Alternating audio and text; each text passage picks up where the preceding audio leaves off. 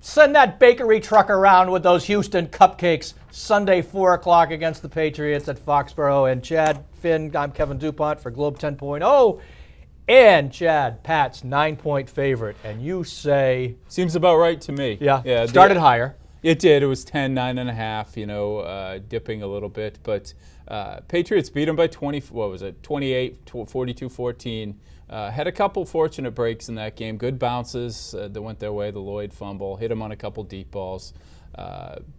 You'd think the Texans might be a little bit more prepared this time with their season hanging in the balance. That sounds about. I feel like a Patriots 10-point victory. Well, I thought that Houston game against Cincinnati Sunday was one of the all-time worst playoff games it was boring. I've ever watched. I was all excited about wild card weekend, and really, of the 4 games, there was only one good one. But let's cut through all the clutter of this.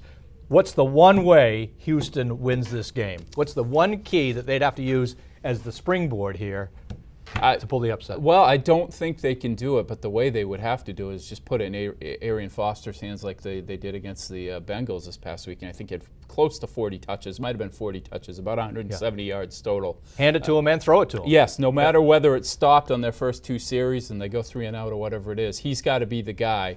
They didn't do that the first time here. I think it was 16 carries, 16 touches, somewhere in that range. Not a whole lot for a guy of that ability who's so valuable, not only as one of the best running backs in the league, but out of the backfield as well.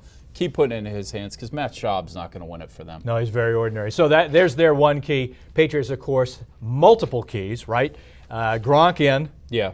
Where do you see Belichick kind of anchors the game in this? Is it the 2 wide, the 2 tight ends, or is he going to play around a little more? What's your bet? Well, the first time they made it pretty clear they didn't think the Texans could cover them deep. Dante Stallworth had the late touchdown. He's on the IR now. Brandon Lloyd had a deep touchdown.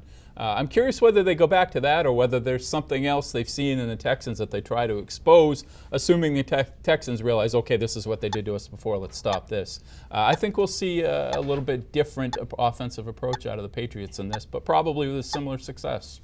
Okay, Sunday, 4 o'clock, Patriots -9, which I say portends it's the Niners and the Patriots in the big one.